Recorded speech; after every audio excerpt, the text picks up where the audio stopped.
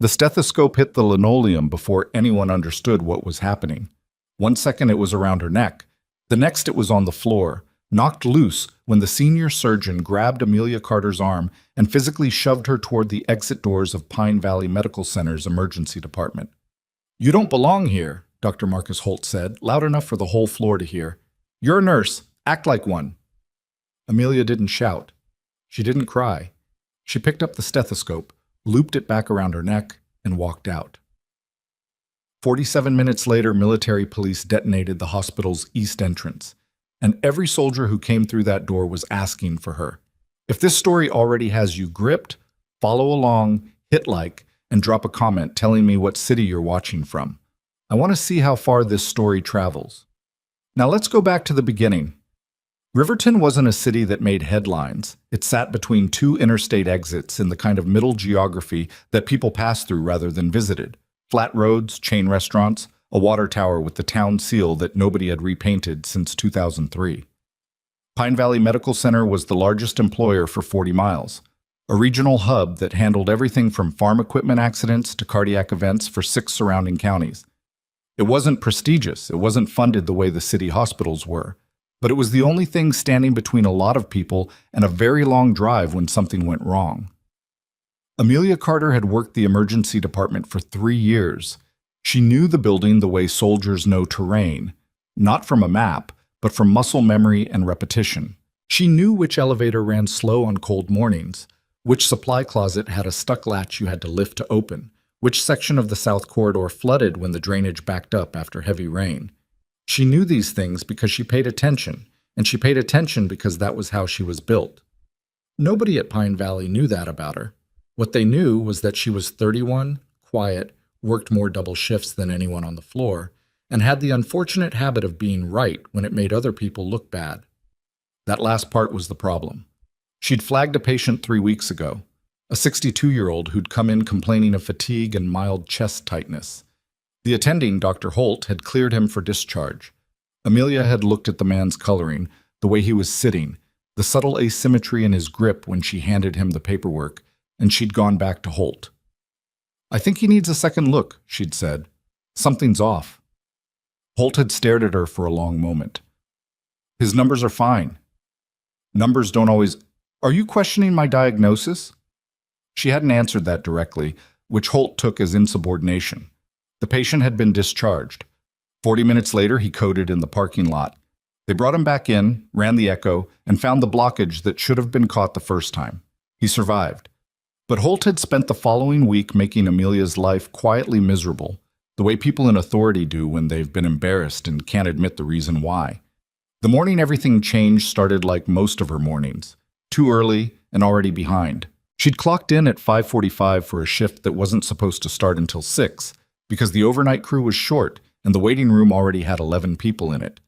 She'd grabbed a coffee from the break room, noticed the pot was almost empty, made a new one, and was walking back to the floor when she passed the administrator's office and heard raised voices. She didn't stop. That wasn't her business. She kept moving. The ER at 5:45 in the morning had a specific kind of energy, not calm exactly, but contained. The overnight exhaustion was still in the air, but the day shift was starting to filter in, and there was a brief window before the volume picked back up where you could almost hear yourself think. Amelia used that window to check on the patients who'd been held overnight, update her handoff notes, and do a quiet loop of the floor to see what the night crew hadn't had time to address. Room 4 had a woman in her 70s with a hip fracture who'd been waiting for an orthopedic consult since 2 a.m. Amelia put in a follow-up page. Room 7 had a teenage boy with an asthma exacerbation whose inhaler technique was wrong. She corrected it without making a production of it, just adjusted his hand position and showed him the right angle. He didn't say thank you. That was fine. She was charting at the nurse's station when Dr. Holt arrived at 7:10, 16 minutes late, coffee in hand, looking like a man who resented being there. He scanned the board, made a few sounds that weren't quite words, and then turned to look at the room for notation. "Why isn't the ortho consult done?" "I put in a page at 6:05, Amelia said. "No response yet." "Did you call the direct line?" "I left a message." Holt set his coffee down on the counter, not carefully. This isn't complicated, Carter. When the page doesn't work, you pick up the phone and you call the department directly. That's basic coordination. Amelia looked at him. I'm aware. I called at 6:10 and was told there was one consult ahead of us. A pause. And you didn't escalate that? She's stable. Her pain is managed. Escalating ahead of a more critical patient didn't seem appropriate. Holt picked up his coffee again and walked away without responding. The charge nurse, a heavy-set man named Delvin, who had been standing 6 feet away pretending to look at a supply cart, waited until Holt was out of earshot. One of these days, Delvin said quietly, that man is going to be wrong about something catastrophic and you're going to be the one standing there with the receipts. That's not something I'm hoping for, Amelia said. No, Delvin said, but you'll be ready for it. The morning moved the way busy mornings do, not in a straight line, but in simultaneous threads, half a dozen things happening at once, each one pulling your attention in a different direction. A construction worker came in with a hand injury. An elderly man with confusion that turned out to be a medication interaction. A 3-year-old with a fever that her mother had been managing at home for 4 days and finally couldn't anymore. Amelia managed all of it. She triaged, she communicated, she flagged concerns through the right channels, she documented. She did her job the way she always did it, methodically, without drama, and slightly better than anyone gave her credit for. It was around 9:15 when the first thing she noticed that didn't fit arrived. A man in his mid-40s came in through the ER entrance on foot, no ambulance. He was wearing a collared shirt and slacks that looked like work clothes, and he had a bag, a regular duffel, dark canvas, the kind you'd take to the gym. He sat down in the waiting area, signed in with the front desk, listed his complaint as stomach pain, and waited. Amelia wouldn't have thought much about it. People came in with bags all the time, but they packed for longer waits. They brought things from home. But something about the way he sat struck her. Not the bag. The way he was looking at the room. Systematic. Not like someone waiting for their name to be called. Like someone taking inventory. She told herself she was tired. She went back to her charts. But she moved to a position where she could see the waiting area from the desk without obviously watching it, and she kept a peripheral line on him while she worked. At 9:32, a second man came in. Different build, younger, different clothes, jeans, and a hoodie. He sat on the opposite side of the waiting room. He also had a bag. He also looked at the room the same way. Amelia set down her pen. She walked to find Delvin. I need you to look at something without making it obvious, she said quietly. Delvin followed her casual sightline to the waiting room. The two who just came in? Do they look like they know each other to you? Delvin studied them for a moment. They haven't made eye contact. No, Amelia said. They haven't, but watch the second one. Every 30 seconds he does a scan of the room, and it always ends at the hallway door. Delvin was quiet for a moment. You want to call security? Amelia thought about it. Not yet. I want to not be wrong. Carter, give me 5 minutes. She went back to the desk. She pulled up the sign-in log. The first man had listed his name as Robert Mays. The second had listed Daniel Price. Both had listed the same complaint, stomach pain. In a hospital where 12 other people were waiting with various complaints, 2 men arriving within minutes of each other with identical symptom complaints and identical behavioral patterns and no apparent awareness of each other was not a coincidence that Amelia was willing to write off. She picked up the phone and called security. She got Gerald, who had been Pine Valley's daytime security coordinator for 11 years and who treated every call from nursing staff with the enthusiasm of a man who had stopped believing anything interesting would ever happen to him. I have 2 individuals in the waiting area who may warrant a closer look, Amelia said. Warrant a closer look for what? Their behavior is inconsistent with their stated reason for being here. A pause. Are they being disruptive? No. Making threats? No. Then I don't really have grounds to... Gerald, I'm asking you to walk through the waiting room. That's it. Just walk through. Another pause. Okay, I'll do a pass. She watched Gerald amble through the waiting area 90 seconds later. He made no eye contact with either man, looked at nothing in particular, and returned to his post. He called her back. "They're just sitting there," he said. "Did you?" "They're sitting there, Carter. One of them's on his phone." She thanked him and hung up. She stood at the desk for a moment, looking at the board, the room, the hallway, the ceiling, the structural logic of the space, the way it connected to the rest of the building. She was thinking about something specific. She was thinking about a briefing she'd read 6 years ago, in a different life, in a different room, about the operational patterns of small unit infiltrations into civilian facilities. You never sent a team through the front door all at once. You sent them in sequence. You got them inside and seated before you coordinated. You waited for a trigger. She pulled out her personal cell phone, not the hospital's system, and sent a text to a number she hadn't used in 14 months. 2 men. Pine Valley Medical Center, Riverton. Staggered entry, coordinated scan pattern, identical symptom complaints. Am I reading this right? She slipped the phone back into her pocket and went to check on room 4. The ortho consult had finally arrived. A young resident named Dr. Park who moved quickly and apologized for the wait and was, Amelia noted, actually quite good. She gave him the relevant notes and stood back and let him work. Her phone buzzed at 9:51. She stepped into the hallway to read it. Yes. Do not engage. Get as many people out of that building as you can. Do it now. She stared at the message for 3 seconds. Then she put the phone away and started moving. She didn't run. Running caused panic, and panic caused crowds. And crowds caused bottlenecks, and bottlenecks were where people got hurt. She walked with purpose, which is a different thing. It looks deliberate rather than frantic, and it moves people in the right direction without triggering the part of the human brain that decides to stand still and stare when things get loud. She went to Delvon first. I need you to start moving patients, she said. Non-ambulatory first. There's a service corridor behind the east supply room that connects to the building's back parking structure. Do you know it? Delvin stared at her. How do you know about that? I read the building plans when I started here, she said. Delvin, listen to me. I need you to trust me on this, and I need you to not ask questions right now. Take the critical beds first. Say it's a fire drill if anyone asks. Get them moving. Delvin looked at her face for a moment. Whatever he saw there made him stop asking questions. Okay, he said. Okay. I'm moving. She went to the pediatric holding area next. 2 kids currently waiting with a parent each. She told the parents there was a precautionary relocation underway, used a calm voice, used the word precautionary twice, and walked with them personally to the corridor entrance and handed them off to a tech she trusted named Priya. She was crossing back through the main floor when Dr. Holt materialized in front of her. What is going on? He said. Why is Delvon moving patients? Nobody authorized a transfer. I'm handling a safety concern, Amelia said. A safety? Holt stopped.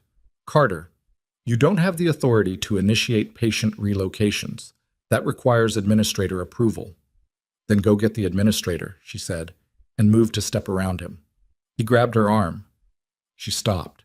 She looked at his hand on her arm. She looked at his face. Let go, she said. He let go, but his expression hardened into something ugly. You are done. You understand that? You pull something like this and I will have your license. Noted, she said, and kept moving. She was guiding 2 more patients toward the service corridor when she heard the sound from the waiting room. Not a gunshot, not yet, but the sound that comes just before one. Glass shattering, shouting, the specific kind of chaos that doesn't sound like an accident. She had gotten 11 people out. She needed more time. She moved back toward the main ER doors, and that's when she saw the 3rd man, not from the waiting room, someone she hadn't identified, coming through the ambulance bay entrance in full tactical gear, and the weapon in his hands was not ambiguous about what was happening. She ducked behind the supply station. Her heart was loud, but her hands were steady, which was a thing she'd noticed about herself years ago, that her body did what it was trained to do regardless of what her emotional state was doing. It was a useful quality in a combat zone. It was a useful quality right now. She heard the shout from the main floor that, "Nobody moves! Hands where I can see them!" Then a second voice. Then screaming. She counted what she could hear, 3 distinct voices giving commands. At least one more in a different part of the building. They'd come through multiple entry points, coordinated, timed, rehearsed. She looked at the service corridor entrance, 8 feet away. She looked at the supply station she was crouched behind. She thought about the layout of the building, the service tunnels, the electrical closet on sublevel 1, the hospital's communication infrastructure, the fact that nobody had pulled the fire alarm yet, which meant they'd planned for it. She heard footsteps coming her way. She made a decision. She moved. What followed was not the heroic sprint of someone who has nothing to lose. It was the controlled, deliberate movement of someone running calculations at speed. Which door, which angle, which sound meant someone turning versus someone stopping. She moved through the supply room, through the east corridor, down the stairs to sublevel 1, and into the mechanical service passage that ran beneath the main building like a spine. She wasn't alone down there. Delvin had gotten 6 more patients this far, along with 3 nurses and 2 orderlies, all of them crouched in the low light with faces that said they were holding themselves together by willpower alone. Delvin looked at her when she came in. "What is happening up there?" "Armed men," she said. "At least 4. They came through multiple entry points simultaneously." One of the nurses, a younger woman named Tess, made a sound that wasn't quite a word. "Tess," Amelia said, not unkindly, "look at me. We are going to get everyone out of here. I need you with me." Tess nodded, shaky but functional. Amelia looked at the group, 17 people, including 6 patients, 2 of whom were on portable monitors, 1 of whom was on a gurney. The corridor was wide enough for the gurney if they went single file. "The tunnel goes 400 feet south and exits into the maintenance yard behind the east parking structure," she said. "That's where we're going. Keep it quiet. Keep it moving. Don't stop for anything. If someone needs help, tell the person next to you. Don't call out." "And then what?" Delvin said. "And then you call 911 and you stay outside and you don't come back in," she said. "I'm staying." "Carter, I know this building and I know what's happening up there, and there are still people on that floor," she said. "I'm not leaving. Can you get them out?" Delvin held her gaze for a long moment.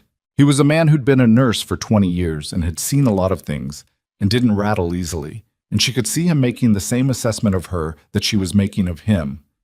"Yeah," he said, "I've got them." She handed him her hospital badge, the one with the door codes on the back. "Use that on the maintenance yard gate. Go." He went. She watched the group move down the passage, the monitors, the gurney, the pale, frightened faces looking back at her, and then she turned and went back toward the stairs. She needed to know how many they were, what they wanted, and how much time she had before either of those answers got worse. She got back to sublevel 1. She found the electrical closet and went in and located the hardwired hospital intercom panel. An old system, analog, connected to speakers in every room in the building. Nobody used it anymore. The digital paging system had replaced it years ago, but it was still live. She confirmed that with a small test. Then she sat in the dark and thought about everything she knew. The men in the waiting room had come in early, too early for a response to whatever their actual target was. That meant they were creating conditions, taking control of the floor, managing the civilian population. They weren't there to hurt people at random. There was something specific. Pine Valley Medical Center had a research wing on the 3rd floor. It wasn't publicly advertised. Most of the staff didn't know what happened up there, just that it was a restricted access area, card-coded, different badge tier than the main clinical floors. Amelia had noticed it her first week because she noticed things, and she'd filed it away. Whatever was on the 3rd floor was what they were here for. She heard footsteps in the corridor above her. 2 sets, moving toward the stairwell. She pressed against the wall of the electrical closet and did not breathe. The footsteps passed. She heard a door open and close. She let her breath out slowly. Her phone buzzed. She looked at it in the dark, screen brightness down to almost nothing. Federal assets inbound. ETA, 22 minutes. Can you hold? She typed back, counting 4, possibly 5. Research wing appears to be primary target. How many civilians still in building? The response took 40 seconds, which told her they were already pulling resources. Estimate 30 to 40. ER floor, admin level, research wing. Do not engage. Maintain position. She read that twice. Then she put the phone in her pocket, listened to the building around her, and thought, 30 to 40 people. 22 minutes. She thought about what 22 minutes could mean for the people currently on the ER floor above her, hands in the air, waiting for someone to tell them this was going to be okay. She thought about Dr. Holt up there, and Gerald from security, and the woman in room 4 with the hip fracture who had been waiting since 2 in the morning. She thought about all of it. Then she thought about what the building looked like from above.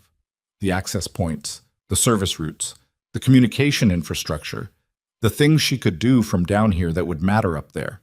She pulled out the hardwired intercom panel again. She wasn't going to engage. She wasn't going to walk out there with nothing. But she could shape what was happening, buy time, manage the variables, keep people alive until the 22 minutes were up. She found the frequency selector on the panel's back edge. She clicked it to internal-only broadcast. She pressed the transmit key. And upstairs, in the frozen, terrified emergency department of Pine Valley Medical Center, every speaker in the ceiling crackled to life, and the voice that came through them was the calmest sound anyone in that building had heard in the last 40 minutes. This is a message for all hospital staff and patients currently being held in the emergency department. You are not alone. Help is coming. Stay where you are, stay calm, and do not give them a reason to escalate. This ends soon. She released the key. Upstairs, she knew the men with weapons were now looking at the speakers. They were looking at each other. They were calculating who had just done that and where they were. And the hospital administrator, the one she'd heard arguing in the office that morning before everything began, the one whose voice she'd recognized on the floor when the chaos started, giving instructions to someone who was supposed to be an intruder. That administrator was now looking at the ceiling with a very different kind of expression. One that had nothing to do with fear, one that looked unmistakably like recognition. He knew who had just made that broadcast, and somewhere above her he picked up a radio and set a name into it. Her name. The administrator's name was Douglas Farrell. Amelia knew it because it was on the plaque outside his office, on his email signature at the bottom of every policy memo, on the nameplate bolted to the door she'd walked past 100 times without ever caring much about. Douglas Farrell, Director of Operations, Pine Valley Medical Center. 12 years in the role. The kind of administrator who ran the building like it was a logistics problem. Beds as inventory, staff as units, patients as throughput numbers on a quarterly report. She'd heard his voice on the floor when everything broke open. She'd recognized it immediately, the way you recognize a sound that doesn't belong where it is. Not panicked, not giving orders to evacuate, not doing any of the things an administrator does when an armed team walks into his building. He'd been talking low and fast to someone near the nurses' station, and the tone was wrong, and the part of Amelia that had been trained to notice wrong tones had filed it away in the same moment she was moving people toward the service corridor. Now, crouched in the electrical closet with the intercom panel warm in her hands, she heard his voice again on the radio frequency she'd managed to pick up. A cheap trick, an analog vulnerability in the building's older communication infrastructure that any half-competent technician could have patched years ago and nobody ever had. "Find her," Farrell said. "She's in the sublevel. Carter. Find her now." So he knew her name. That was interesting. That was a thread she would pull on later, if there was a later. Right now she had more immediate problems. She heard movement in the corridor outside the closet. One person, moving with purpose rather than searching randomly. That meant they had a general idea of her location, which meant either Farrell had told them where to look, or one of them had heard the intercom broadcast and traced the signal. Either way, the electrical closet had just become a liability. She looked at the panel, at the door, at the utility shelving on the far wall. She thought for approximately 2 seconds. Then she pulled 2 glass fuses from the panel, the ones that controlled lighting on sublevel 1, pocketed them, and moved to the shelf. It was bolted to the wall, but the upper bracket was loose, the kind of slow infrastructure decay that happens in underfunded buildings. She gripped it and applied lateral pressure. Not enough to pull it free, just enough to guarantee it would come the rest of the way loose with one sharp impact. She positioned herself behind the door. The footsteps stopped outside. The door opened inward. The man who came through was moving fast and already looking toward the back of the closet where he expected her to be, and that split second of misdirection was all she needed.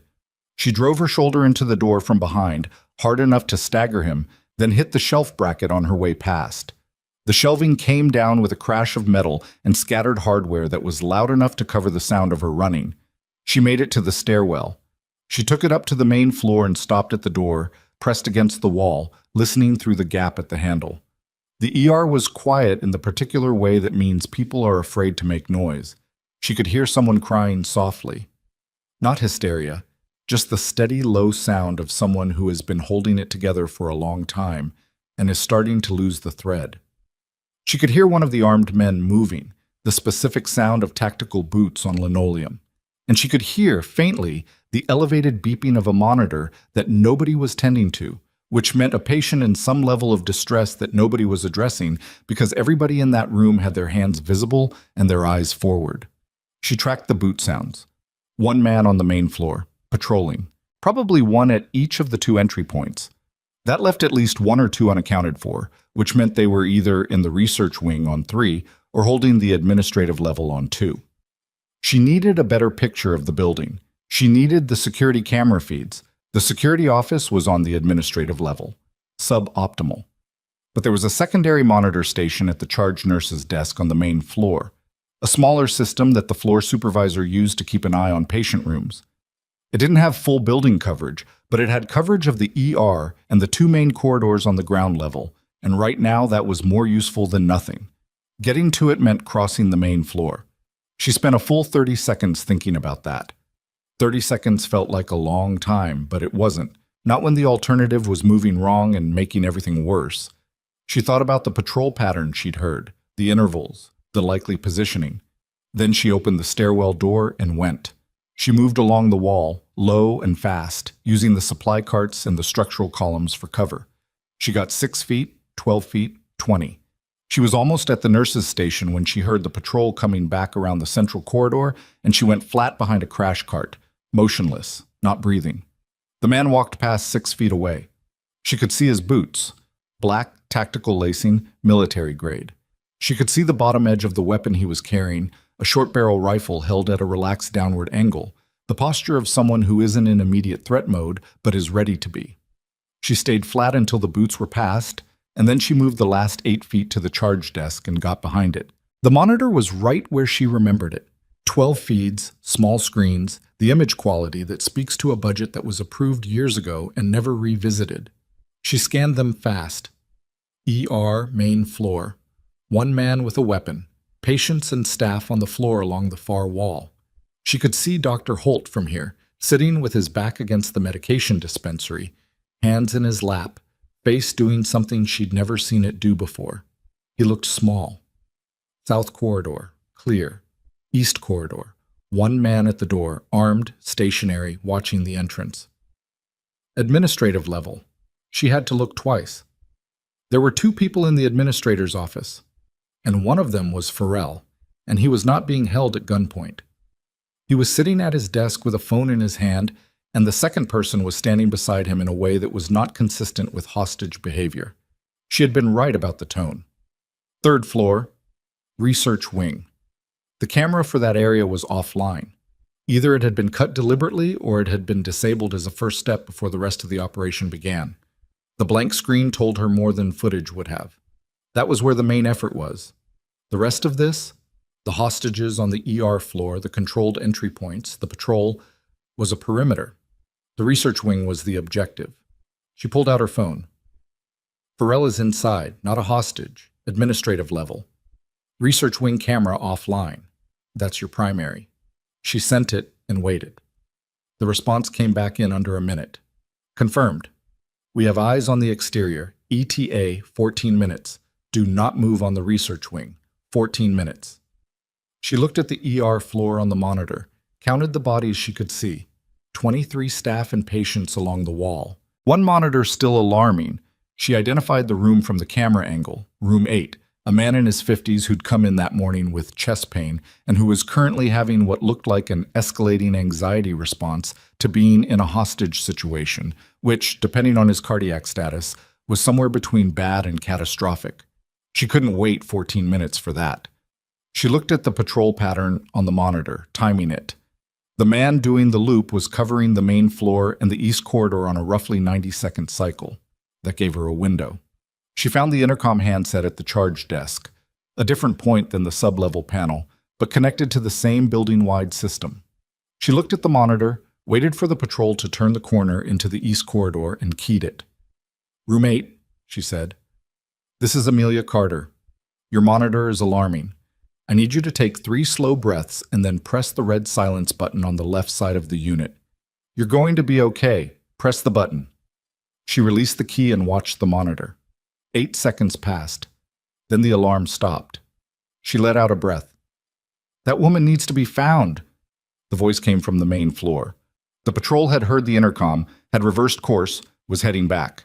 Farrell, she's using the floor intercoms. She has access to... I know what she has access to. Farrell's voice came back through a radio, sharp and irritated. Check the charge desk. She was already gone.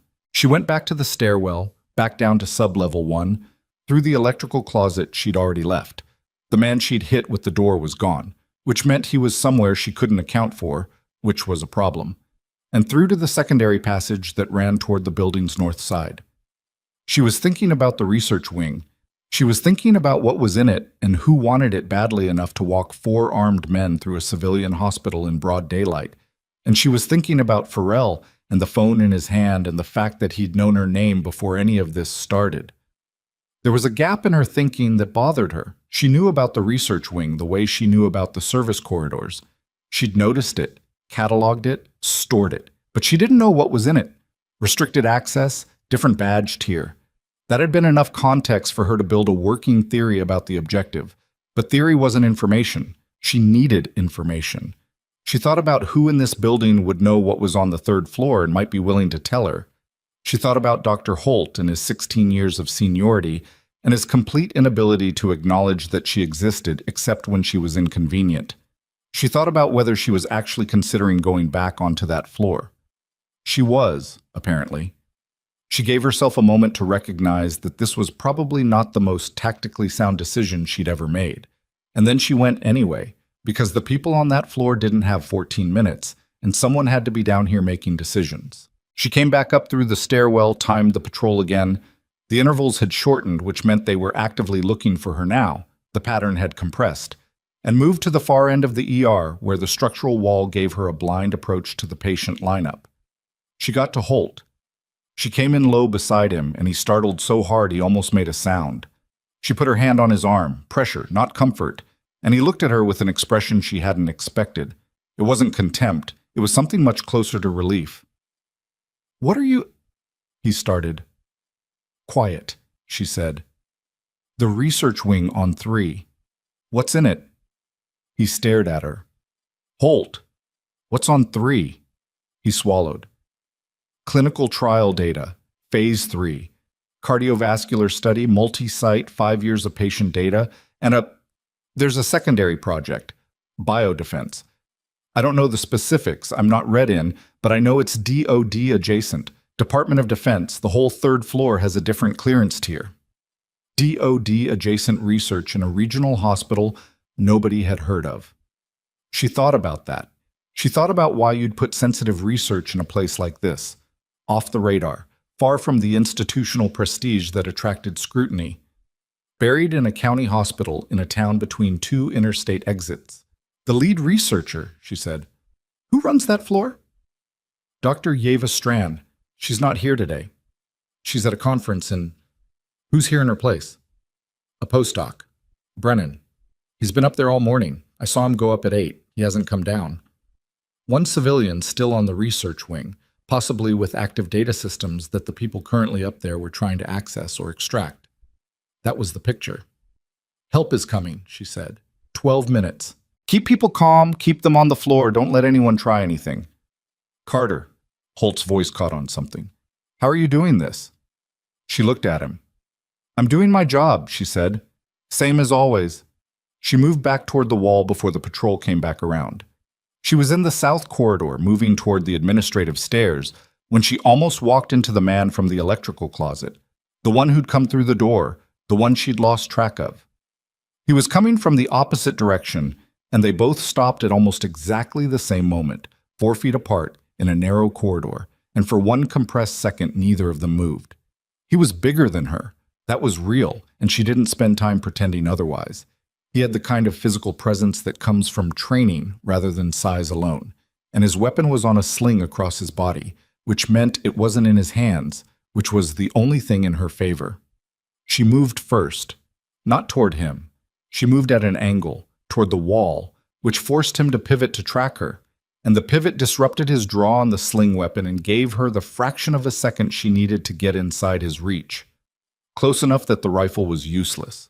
She drove her elbow into his solar plexus, not a clean hit. He was already moving, caught part of it on his ribs instead. And he folded partially, but not all the way, and grabbed her arm and they went into the wall together. It wasn't clean. It wasn't fast. It was the ugly, grinding thing that a real physical fight is. Messy and close and painful, both of them trying to gain the angle that would decide it. She got her knee up, connected with his thigh, not where she'd aimed, he'd moved. He got his hand around her shoulder and shoved her into the wall, and she felt that in her teeth. She stopped fighting the momentum. She let it carry her fully into the wall, planted her foot against it, and pushed back off hard into him, and this time she hit the solar plexus clean, and he went down. She hit the floor next to him, controlled, and got the sling off the rifle before he could recover. She stood up, stepped back, and assessed. He was down, winded, one hand braced against the floor. Not unconscious. Not going to stay down for long. She looked at the rifle in her hands. She set it down on the floor 6 feet behind her, out of his reach, and looked at the zip ties on his belt. She used them. He was secured to a door handle in an unused office at the end of the corridor by the time he'd gotten his breath back, and she had his radio. She listened to it while she moved. The chatter on it was tight, clipped, professional. She picked out 3 distinct voices: the patrol on the main floor, someone on the 3rd floor, and a 4th voice she hadn't heard before that seemed to be functioning as a coordinator. The coordinator's transmissions were infrequent and precise. Status checks, timestamps, movement confirmations.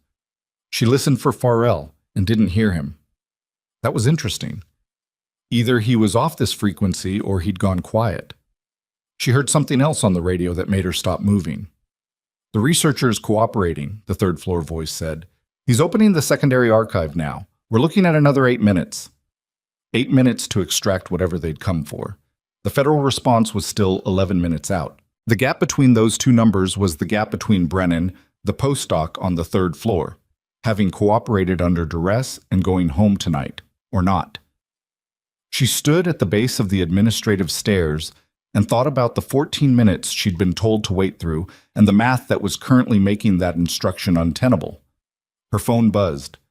We're aware of the timeline compression. Do not go to the 3rd floor. Repeat, do not go to 3. We have an alternate approach. She typed back. What alternate approach? 40 seconds. Then, trust us, 7 minutes. She looked at the ceiling. She looked at the stairwell door. She thought about a postdoc named Brennan who had probably gotten up this morning and made coffee and packed a lunch and had no framework for what was currently happening to him, who was probably terrified and compliant because compliance felt like the path to survival, and who was, in the process of complying, providing access to research that had DoD implications she didn't have the clearance to fully understand. She thought, 7 minutes is a long time to trust someone you can't see. She went up the stairs. The research wing on 3 was nothing like the ER below. It was quieter in a different way. The quiet of controlled environments and precise equipment, the hum of servers and ventilation systems designed to maintain constant conditions. The corridor was brighter up here, better lit, and the doors were all solid without windows. She moved along the wall, using the sound of voices to navigate. She counted 2 people in the primary lab space, the 3rd floor voice from the radio, and presumably Brennan. She could hear a keyboard. She could hear the specific sound of data transfer, the soft, repetitive activity of a download in progress. She got to the lab door and looked through the narrow vertical window beside it. Brennan was at a workstation. He was young, late 20s maybe, and he was doing what he'd been told to do, hands on the keyboard, fingers moving. His face was the face of someone disassociated from the immediate present, which was how some people handled fear, and she didn't hold it against him. The man standing behind him had his weapon held loosely, pointed at the floor, the posture of someone who has determined that threat is sufficient and force is not yet necessary. One man in the room, one in the corridor. She could hear him, just around the corner of the L-shaped passage, not visible from this angle. She assessed the door. Keycard access, same tier as the rest of the floor. She didn't have a card for this level.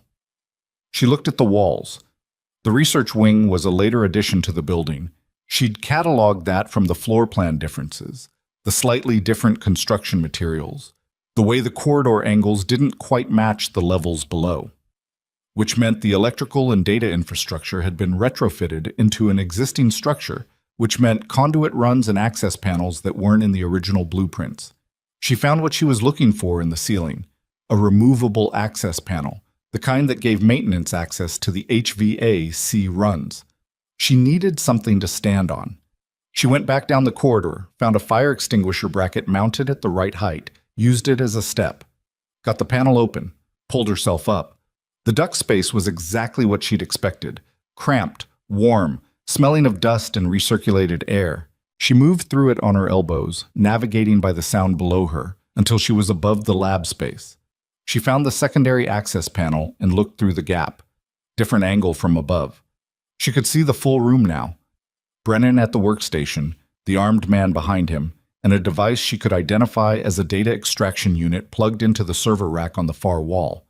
The download counter on the screen showed 63%. Moving fast. She thought about what she was about to do and whether she had a better option. She didn't have a better option. She needed the man's attention away from Brennan and away from the server for a few seconds. She needed a specific kind of disruption. Not an alarm, which would trigger the protocol she'd heard in the radio chatter, but something personal, something that directed attention upward. She moved to the vent above him. She hit it twice, hard, with her fist, the flat boom of someone hitting thin metal in a confined space. The man's head came up. His weapon came up with it. That was enough. Brennan moved, not toward the man. He pushed away from the workstation, his chair rolling back, and he got behind the server rack, which was either instinct or the smartest decision he'd made in his life so far.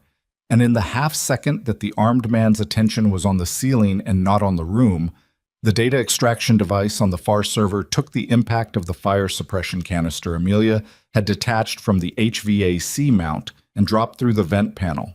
It didn't hit the man. She hadn't intended it to. She'd intended it to hit the extraction device, and it did, and the connection severed with a sound like something essential breaking, which it was. Download, 66%. Interrupted. The man spun toward the server rack. He was professional enough to process what had happened quickly. The extraction was disrupted. The source was above him. There was a second person in the room, and his weapon came up toward the vent. Amelia was already moving. She went back through the duct, back toward the corridor panel, dropped down fast. The corridor man had heard the noise. She could hear him coming. She went the other direction, toward the stairwell, and she was almost there when the radio in her pocket crackled, and a voice she hadn't heard all morning came through it, calm, authoritative, and unmistakably coming from outside the building. All units, this is Special Operations Command. Pine Valley Medical Center is now a controlled perimeter. Armed personnel on site. Stand down and show your hands. You have 60 seconds to comply. She stopped running. She heard, above her, the sound of the research wing door slamming open. She heard, below her, from the ER floor, a sound she couldn't quite identify at first. And then she could, because she'd heard it before in different contexts, in different buildings, and it was the sound of entry charges on exterior doors, sharp and controlled, the specific acoustics of a military breach. They were inside.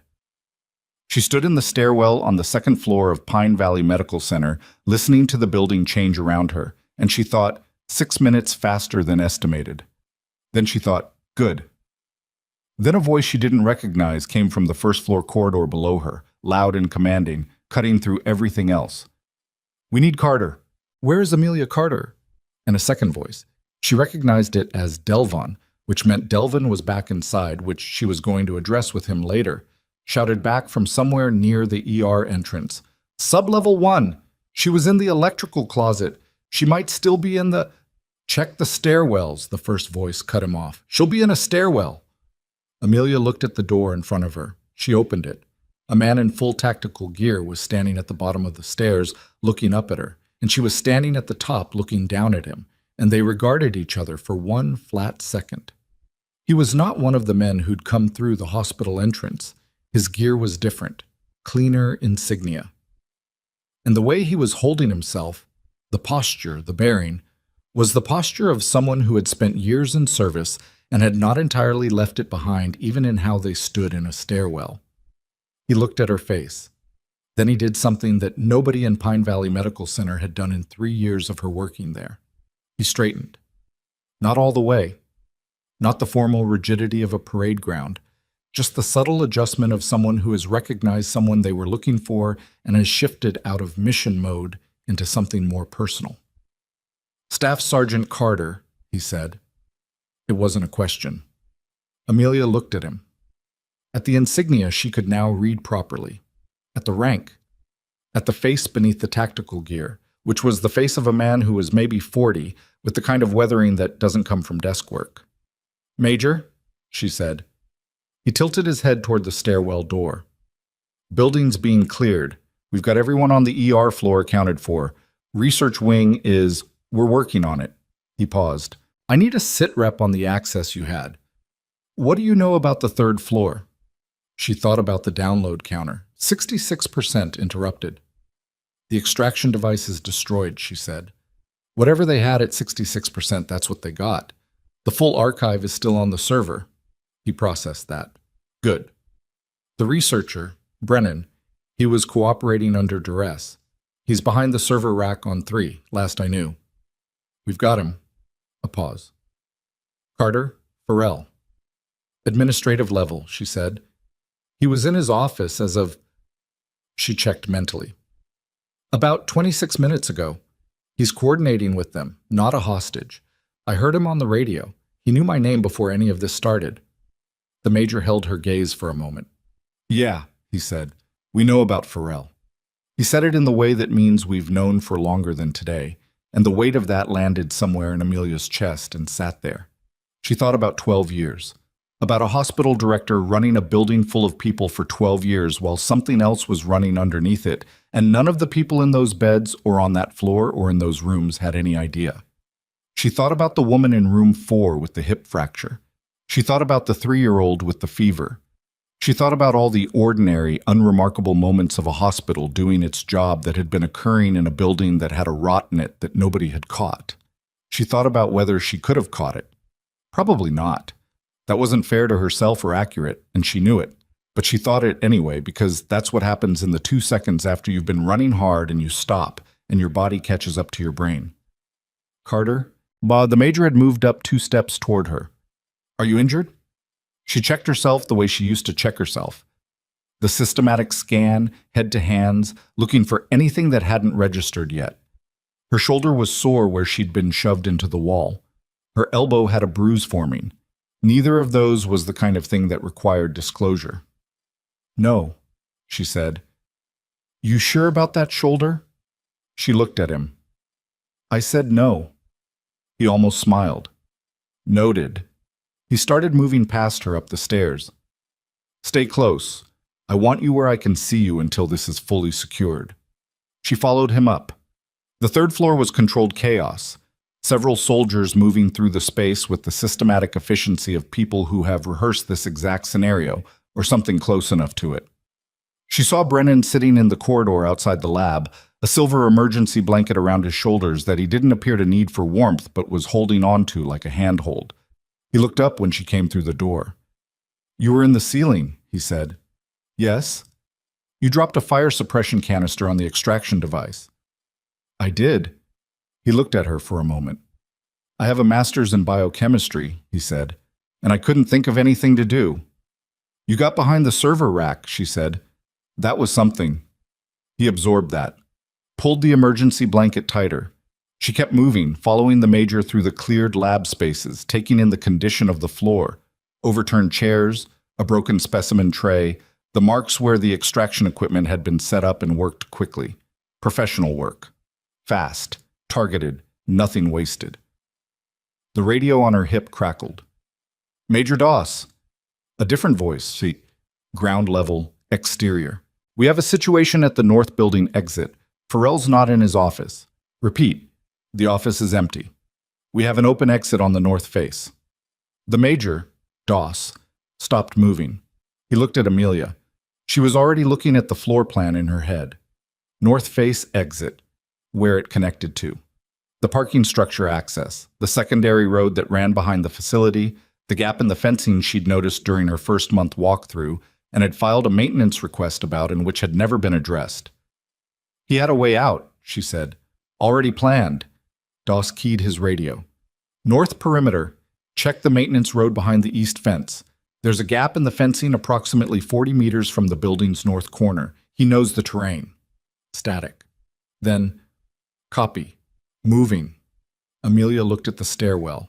She looked at Doss. Carter, he said, I'm going to tell you something and you're going to stay here. Major, you've done enough. You have done... He paused, something working in his expression, more than enough. Let my people do this. She heard the urgency in the radio chatter, the movement of boots on the exterior, the machinery of a trained response doing what it was built to do.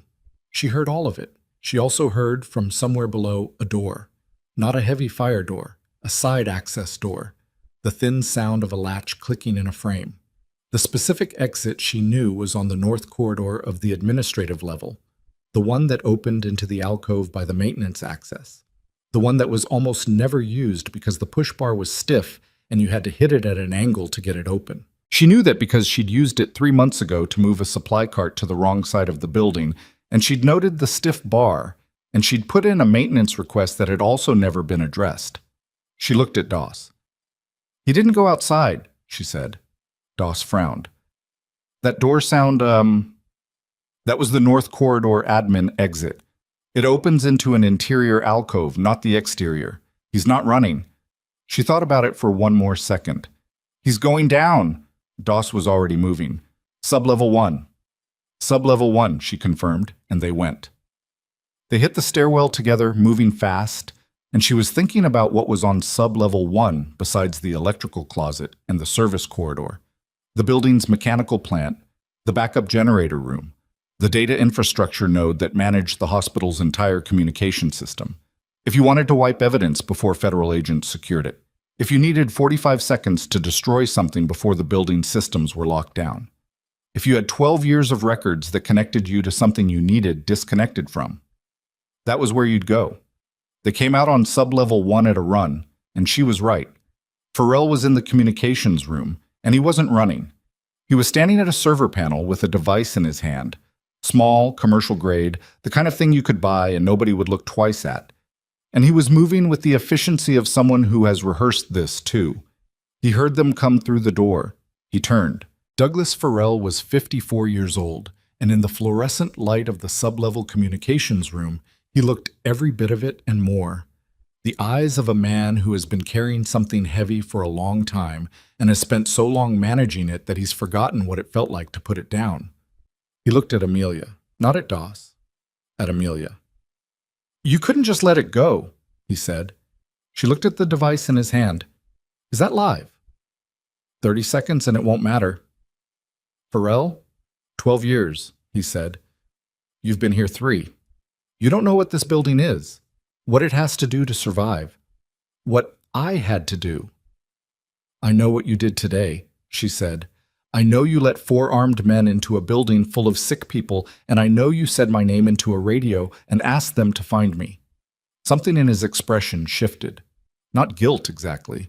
More like exhaustion. I needed the floor clear, he said. You were moving people. That's why you gave them my name. He didn't answer. Farrell. Her voice was level. The same voice she'd used in room 8 on the intercom. The same voice she used when someone was in pain and needed something to hold on to. It's done.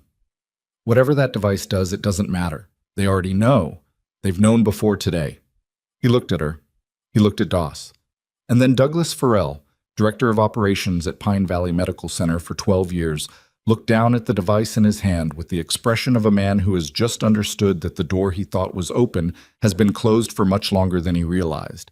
His hand dropped to his side. The device did not activate. Doss moved forward and took it from him, and Farrell didn't resist. And in the strange quiet of the sub-level communications room under the hospital he'd run for more than a decade, he sat down on the floor with his back against the server panel, and he said nothing at all. Amelia stood in the doorway and watched.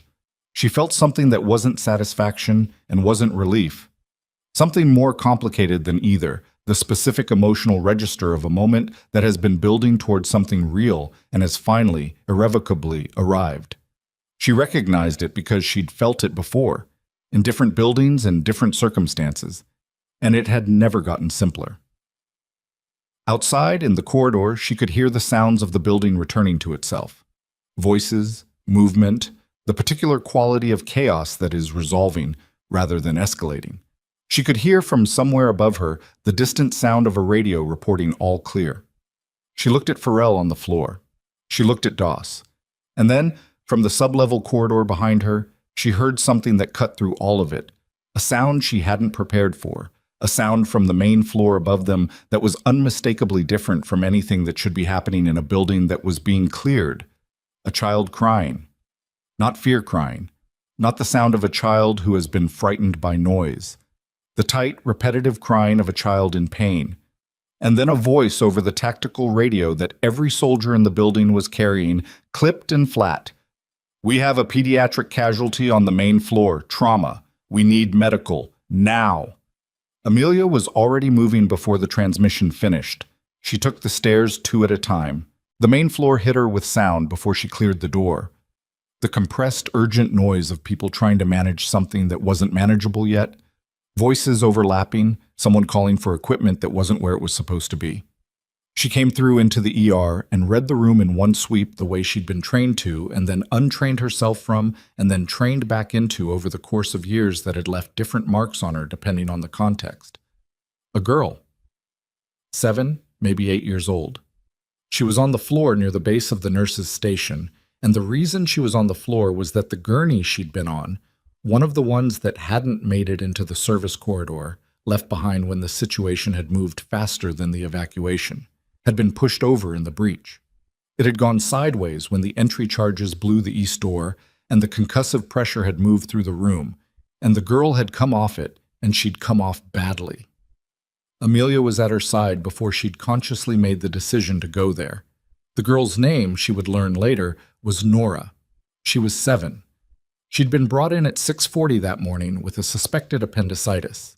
Her mother had called the ambulance when Nora woke up crying, fever of 102, pain that localized to the lower right quadrant on palpation and didn't quit.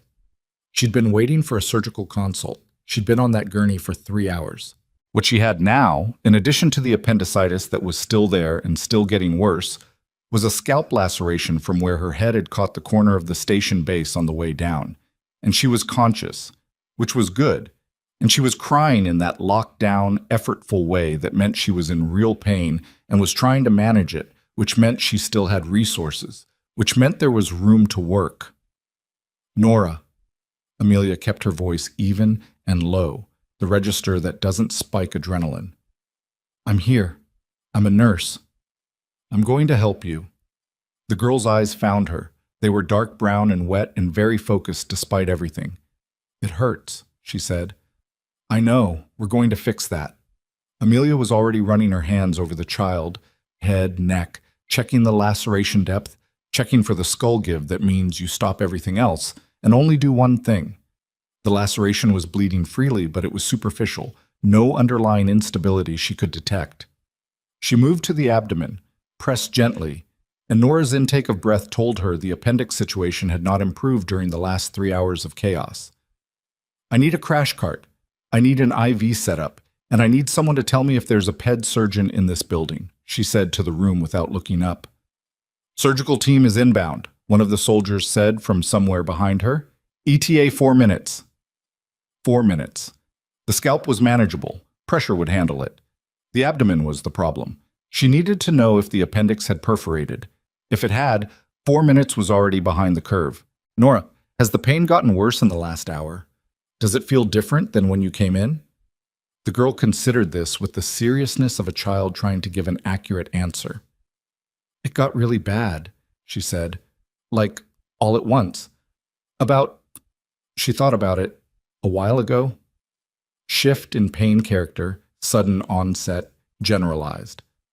Amelia pressed again, very gently, and this time Nora's reaction told her what she needed to know, perforated, or very close. Okay, Amelia said. Okay. She looked up.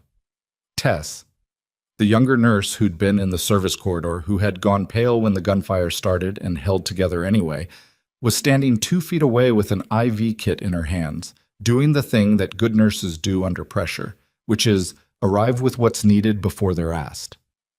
You're good, Amelia told her. Not a compliment, a medical assessment. Tess nodded and dropped to her knees opposite and started the line. Dr. Holt appeared at the edge of the nurses' station. He looked at Amelia and Tess and the girl between them, and he said nothing for a moment. Then he crouched down. Let me see. Amelia looked at him. He met her eyes. I'm still a doctor, he said, and there was something in it that wasn't quite apology, but was adjacent to it, something that acknowledged the weight of the last 3 years without putting it into language that either of them had the time for right now. She moved to give him access, and he put his hands where hers had been and went through the same assessment she'd done, quickly. The hands of someone who had done this 1,000 times, even if he'd also done other things 1,000 times that she would not have chosen. You're right, he said. I know. She needs the OR. I know that too. He looked at her once more. Then he stood and started calling for things with the voice he used when he meant it, the one that cut through noise. And for once, Amelia was glad to hear it because he was using it in the right direction.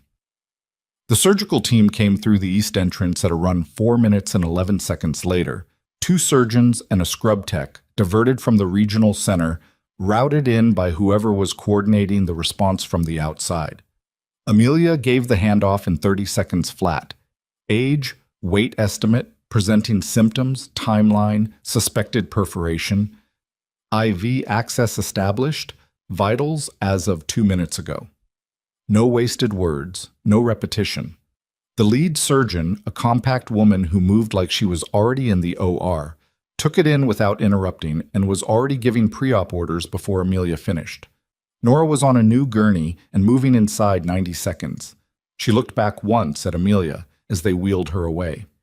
Amelia stayed with that look for a moment. Then she turned back to the room.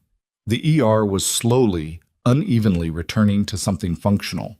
Soldiers were moving through it in a methodical pattern, accounting for every person, checking injuries, establishing who needed immediate medical attention and who needed time and space.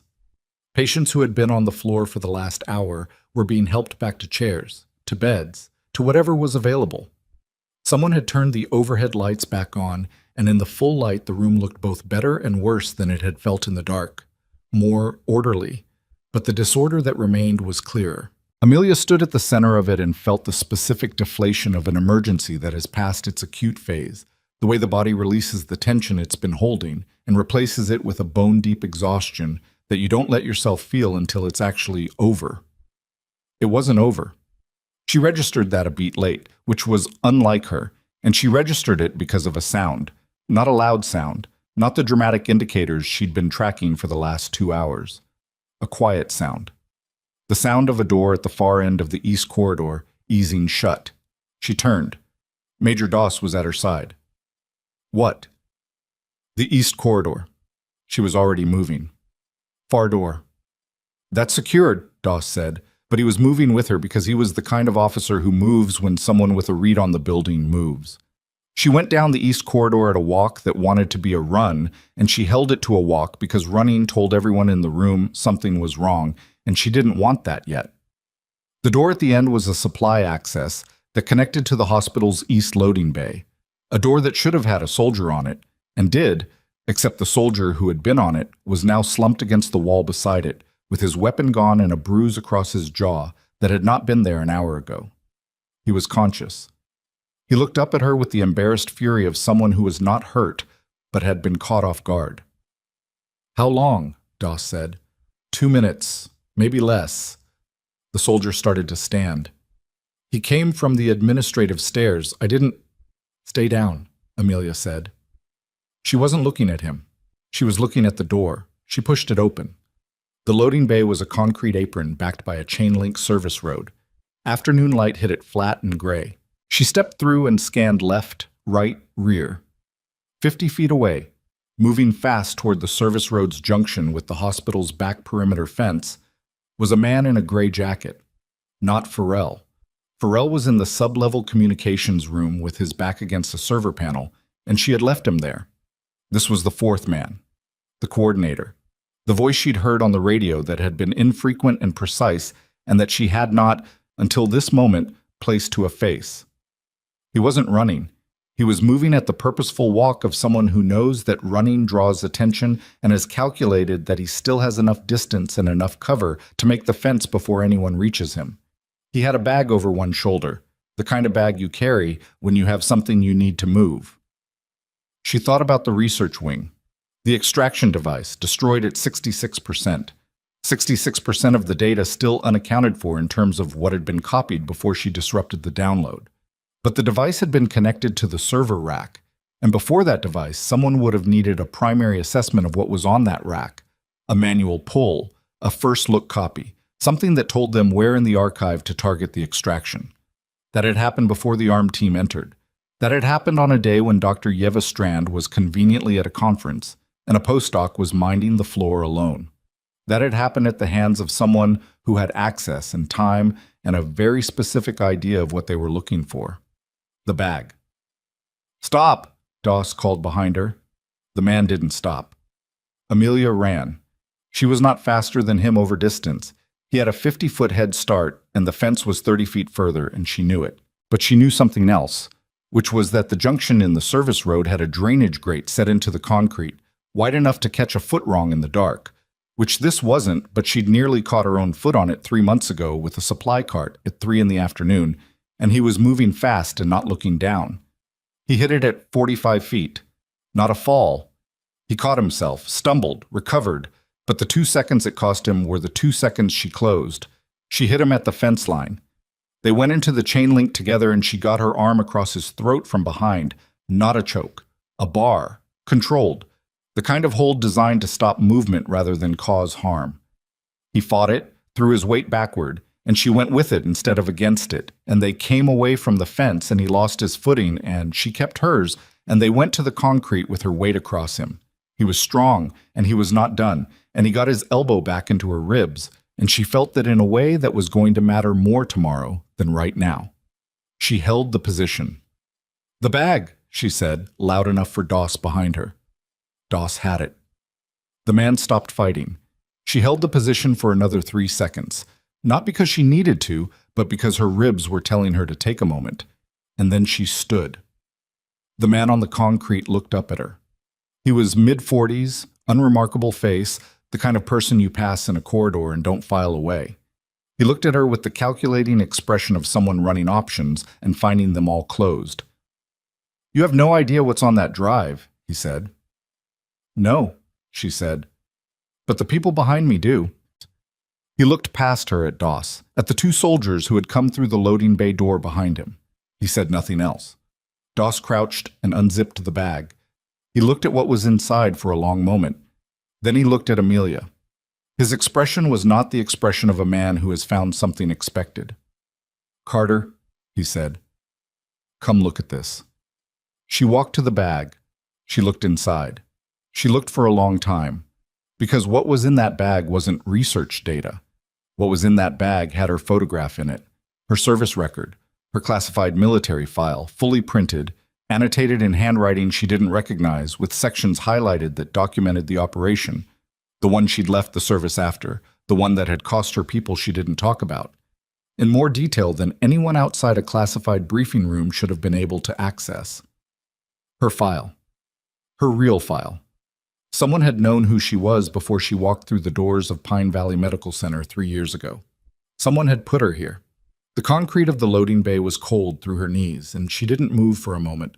She looked at the photograph, her own face, younger by maybe 4 years, in the dress uniform she hadn't worn since the ceremony that preceded her discharge paperwork. She looked at the highlighted sections of the service record, the operation details rendered in bureaucratic language that flattened everything that had actually happened into incident reports and asset classifications and casualty notations. She looked at the handwriting in the margins, which was precise and small and had the quality of someone who reads carefully and marks what matters.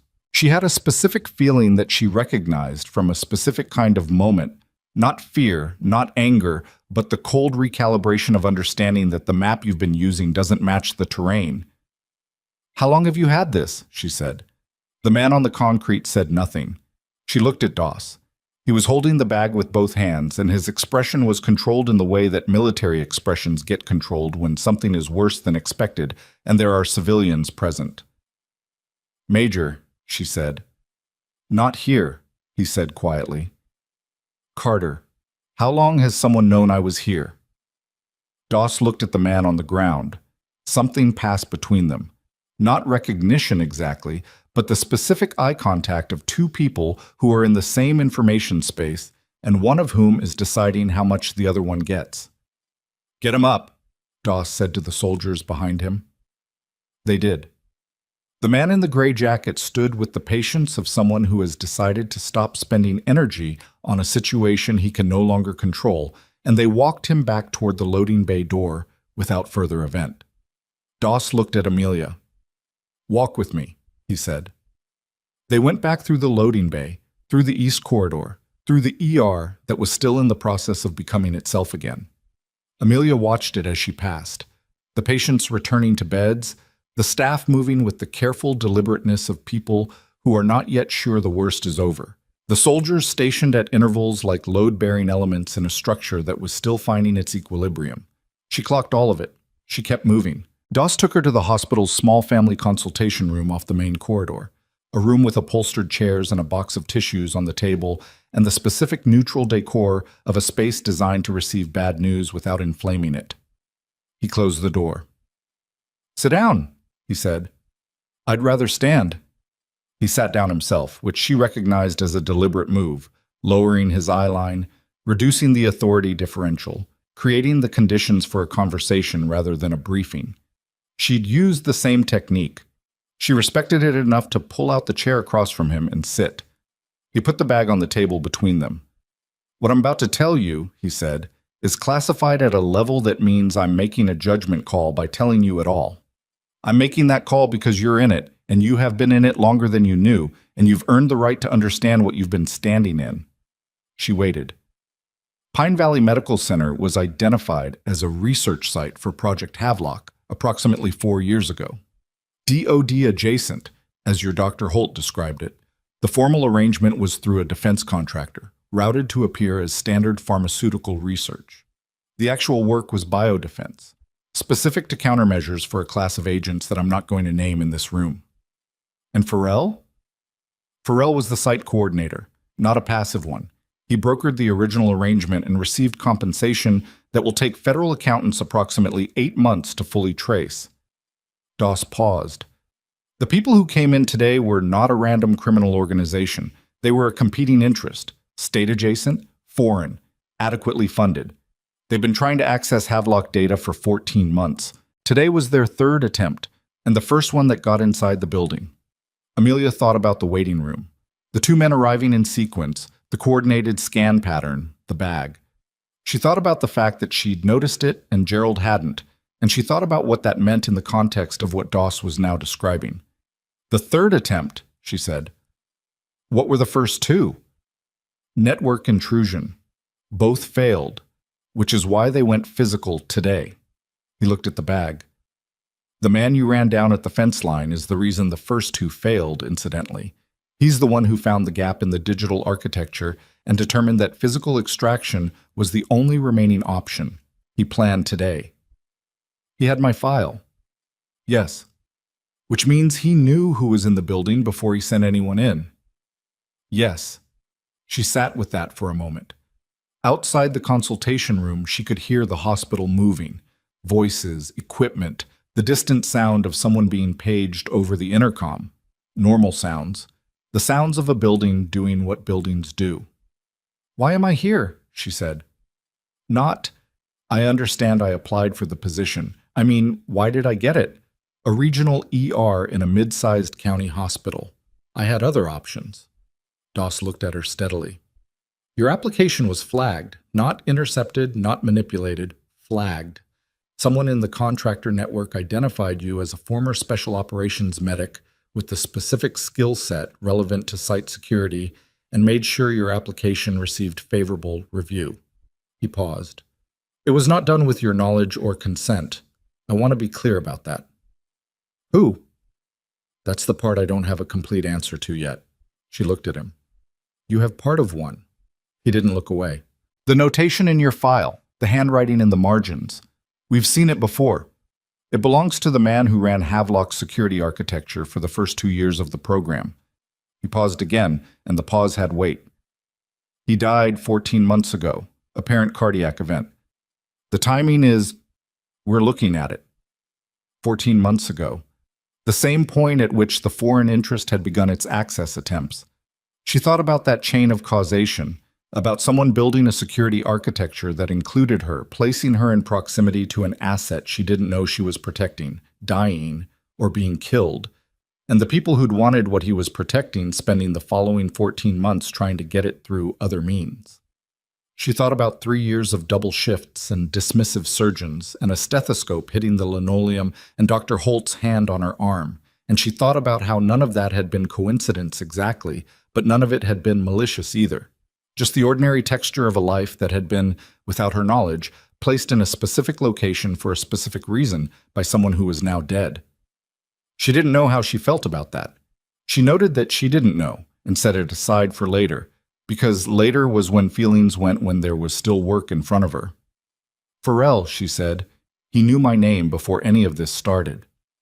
He had access to the same personnel annotation. He knew what you were, what your background was.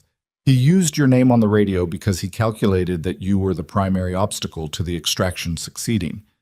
Doss's voice was neutral, but something underneath it wasn't. He was correct about that, as it turned out. He was counting on me being the problem and the solution at the same time, she said.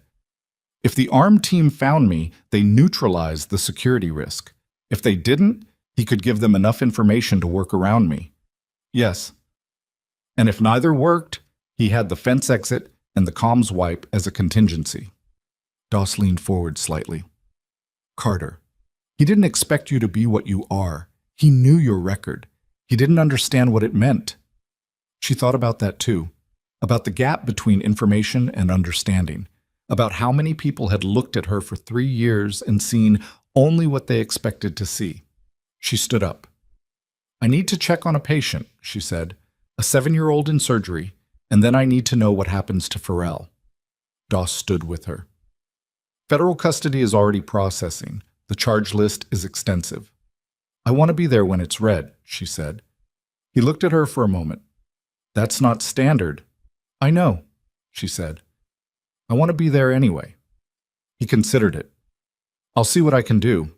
She left the consultation room and went to find Tess, who told her Nora was in the OR and the surgery was going well, and the surgical team lead had said 45 more minutes and cautiously optimistic, which in surgical terms was about as good as you could reasonably ask for. Amelia stood in the corridor outside the OR wing for a moment with that information and let it matter to her, which it did. Then she went back to work. The ER needed hands. The soldiers were not medical personnel, and the staff were still reorienting themselves. And there were patients who had been waiting since before everything started and whose conditions had not paused for the crisis. Amelia went to each of them in order of acuity. She changed a dressing, she rechecked a blood pressure, she sat for 3 minutes with an elderly man named Walt, who had come in with a chest complaint and had spent the last 2 hours on the floor with his hands up, and who needed someone to talk to him in a normal register about ordinary things before he could stop shaking. She talked to Walt about the water tower she could see from the ER windows, the one with the town seal that nobody had repainted since 2003. She asked if he knew the history of it. He did, as it turned out. He'd lived in Riverton for 40 years and knew the water tower story and 3 others related to it, and by the time he'd told her the second one, his hands had stopped. You're good at that, he said. At what? Making people feel like nothing's on fire, he said. She thought about the last 4 hours. I've had practice, she said. She was at the supply station restocking the crash cart, a task that nobody had assigned her and that needed doing, when Dr. Holt appeared beside her. He didn't say anything for a moment. He picked up a package of IV supplies and checked the expiration date and set it aside and picked up another one. The girl, he said. Nora. In surgery. Going well. He nodded. He checked another package. You saw it before I did, he said. The perforation. You confirmed it, she said. That's not the same thing. She didn't argue with him. He was quiet for a moment. I've been thinking about the parking lot, he said. 3 weeks ago. Mr. Delaney. She kept restocking the cart. She didn't help him with the sentence. I should have ordered the Echo, he said. When you flagged it, I should have listened. She looked at him then. He was looking at the supply shelf with the expression of a man examining something he'd been avoiding looking at directly for several weeks. He survived, she said, because you were right.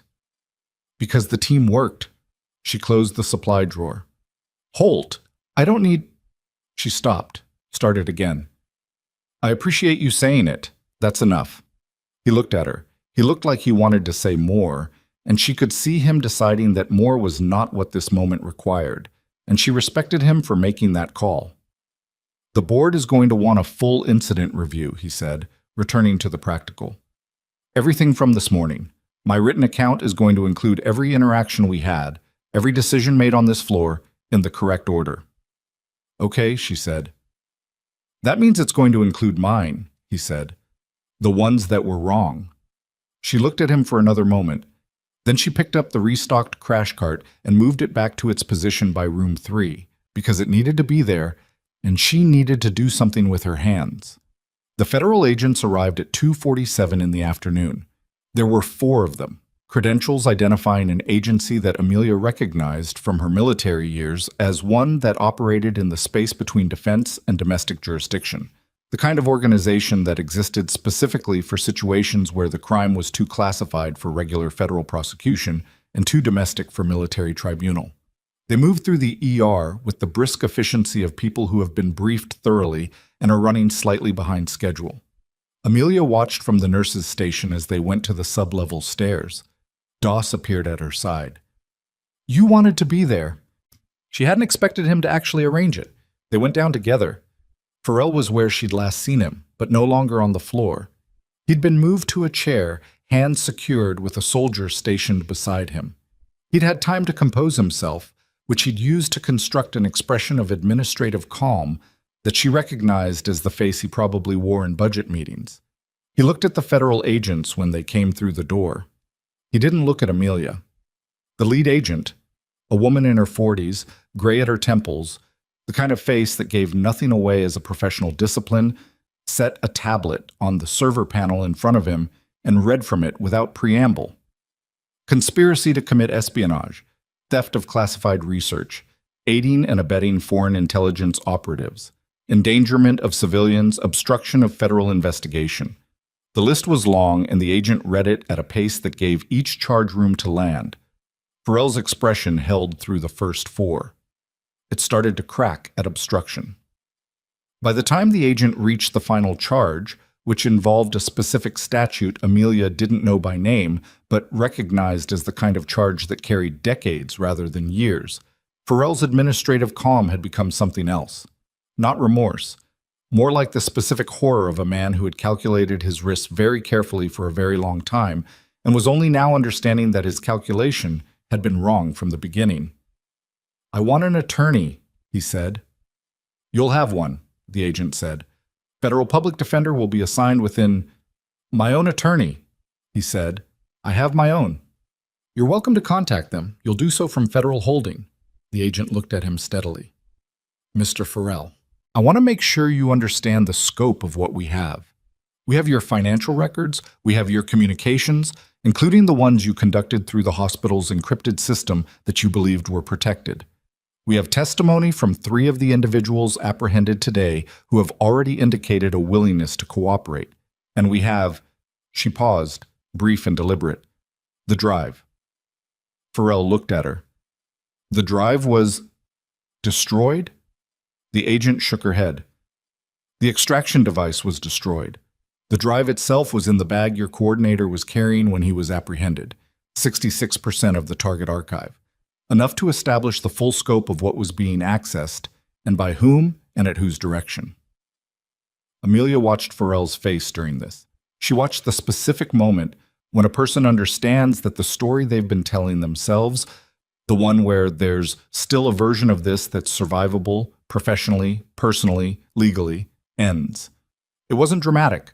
It was quiet, the way the most significant things often were. A small collapse behind the eyes, a stillness that replaced the effort of maintaining the facade. He didn't say anything else. They took him out through the sub-level exit, which was the discreet route, rather than through the ER, and Amelia stood in the communications room and watched him go. And she felt something settle in her chest that had been unsettled since 9:15 that morning, when she'd noticed two men sitting on opposite sides of a waiting room looking at the same door. Doss stood beside her. "Satisfying?" he said. She thought about it honestly. "Not the way I expected it to be," she said. He nodded, like that made sense. She went back upstairs. At 4:20, Tess found her in the corridor outside the OR wing and told her Nora was out of surgery. The appendix had perforated. Her read had been right, but they'd caught it before the infection spread beyond containment. She was in recovery. She was going to be fine. Her mother, who had arrived from the locked-down hospital entrance at some point during the chaos and had spent 3 hours in a waiting room not knowing what was happening to her daughter, had been brought through and was with her now. Amelia sat down in one of the OR corridor chairs. She put her elbows on her knees and looked at the floor. The floor was the kind of institutional gray that shows everything and apologizes for nothing. She sat there for a few minutes, not doing anything, just sitting. Doss found her there. He sat in the chair beside her, which was a thing she wouldn't have predicted from him based on the previous 4 hours, and he said nothing for a moment, which she appreciated. "Your ribs," he said finally. "What about them?" "He got you with an elbow at the fence. You've been moving like your left side has something going on since we came back inside." She hadn't thought she'd been visibly favoring it. She filed that away as a gap in her own damage assessment. "Bruised," she said. "Maybe one cracked, not displaced. You should get that looked at." "I'm in a hospital. Carter." "I'll get it looked at," she said. "In a minute." He let the minute pass without pushing. Then, "The man from the fence, the coordinator. He's talking." She looked at him. That was faster than she'd expected. "He's not cooperating," Doss clarified. "He's not giving us anything about his operation, but he's asking about you, specifically. He wants to know if you were placed here or if it was coincidence." She thought about the personnel annotation, the handwriting. The man who died 14 months ago who had, at some point before dying, flagged her application and shaped the circumstances that put her in this building. "What did you tell him?" she said. "Nothing," Doss said. "But I thought you should know he's asking." He paused.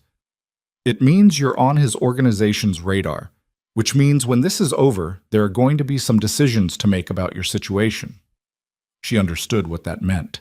She'd been through the versions of that conversation before, in different rooms with different ranks across the table. "My situation," she said, "is that I'm a nurse in an emergency department in Riverton, and there's a crash cart that needs to be checked and a chart that needs to be updated, and a patient in room 4 who has been waiting for an orthopedic consult since before any of this started." Doss looked at her. "I'm not going anywhere," she said. It wasn't defiance. It was just information. He absorbed it. "Okay," he said. Then carefully, "There's something else." She waited. "The man who placed you here, the Havelock security architect. We said he died 14 months ago." Doss paused. "We said apparent cardiac event." Another pause, shorter. "Our forensics team completed a full review this week. It's why we were already moving before today. Today accelerated our timeline, but we were already coming." She looked at him. "He didn't have a cardiac event." "No," Doss said. "He didn't." She thought about the chain again. 14 months of access attempts beginning at the same moment the security architect died. A foreign intelligence operation that had planned today's action in meticulous detail using a coordinator who had studied her file with small, precise handwriting and knew exactly who was in the building.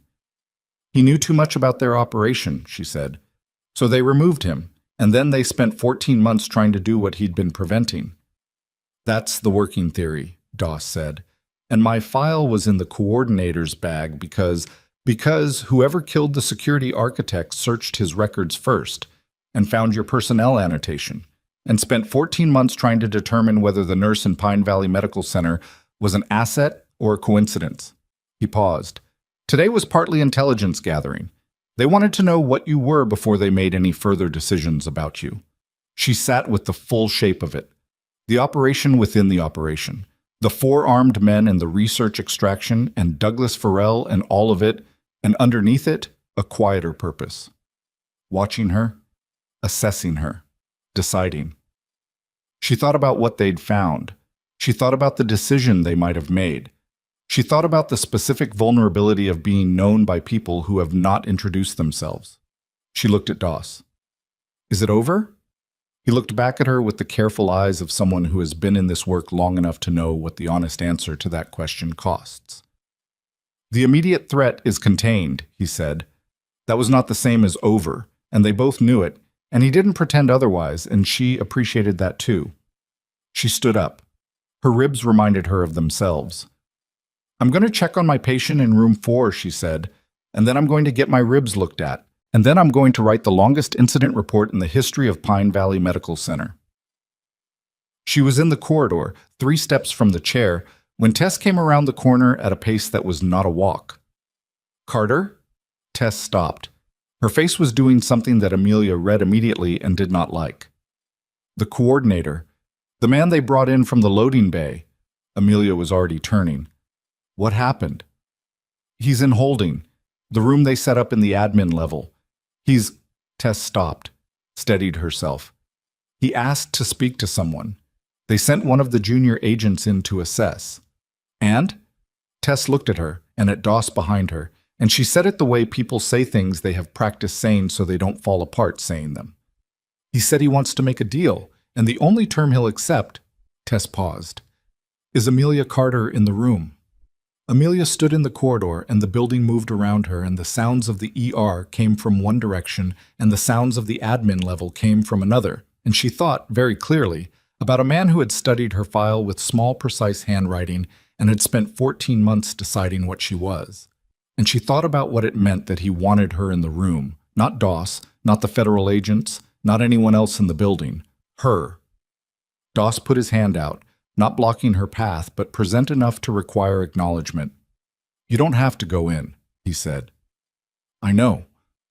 Carter, think about what he's doing. He's been in that room for 2 hours running calculations. This is a move. I know it's a move, she said. I want to know what he's moving toward. Doss held her gaze for a moment. Then he dropped his hand. I'll be outside the door. I know that too, she said, and went. The room they'd set up on the administrative level was a converted conference space, the kind that held quarterly staff meetings and had a whiteboard on one wall with last week's agenda still written on it in dry erase marker. They'd cleared the center table and left 2 chairs facing each other with 4 feet of space between them, which was close enough for conversation and far enough that it wasn't intimate. The geometry of an interrogation that wasn't officially an interrogation. The coordinator was sitting in the chair facing the door. She took the chair across from him and looked at him properly for the first time since the loading bay. He was 43, 45. The unremarkable face was still unremarkable in the fluorescent conference room light, the kind of face designed by temperament or training to not anchor itself in other people's memory. His hands were secured to the chair's arm. His posture was relaxed in the way that people make themselves relaxed when relaxation is a tactical choice. He looked at her. Staff Sergeant Carter, he said. I don't use that title anymore. No, he said. You use nurse. She didn't respond to that. You're wondering why I asked for you specifically, he said. I'm wondering a lot of things, she said. Start where you want. He studied her for a moment. Not the study of someone assessing a threat, more like someone who has been looking at a photograph for a long time and is now comparing it to the original. The man who placed you here, he said. Victor Ames. The name landed in the room. She hadn't heard it before. She filed it. The security architect, the handwriting, the personnel annotation. Victor Ames. He was careful, the coordinator said, in ways that took us a long time to understand. He didn't just find people who were good. He found people who wouldn't know they were being good on behalf of something larger. He believed that conscious assets were compromised assets, that the only security that held was the kind that didn't know it was security. So he put me here without telling me, she said, and that was supposed to be safer. For the asset, the coordinator said, not necessarily for you. He paused. He wrote a great deal about you. In the file. Not the official record, the margins, the annotations. She didn't ask what he'd written. She wasn't going to give him the satisfaction of her wanting it. He told her anyway.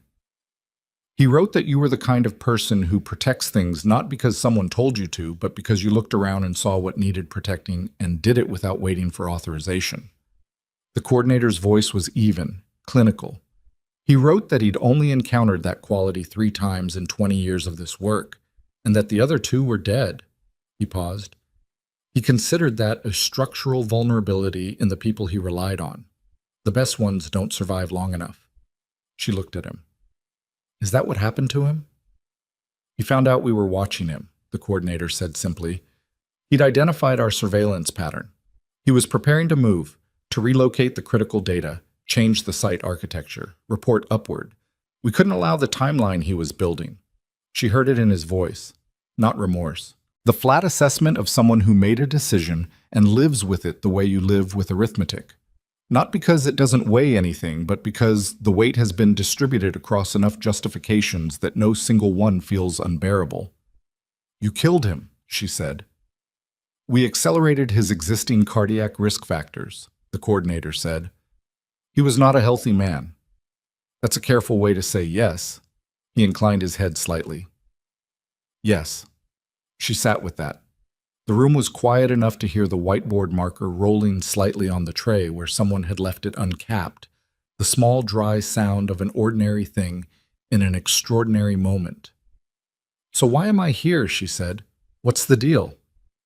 I want to give you something, he said, in exchange for a conversation that stays in this room. Nothing I hear in this room stays in this room, she said. There are federal agents outside that door, and I will repeat everything you tell me verbatim. I know, he said. I meant it more philosophically.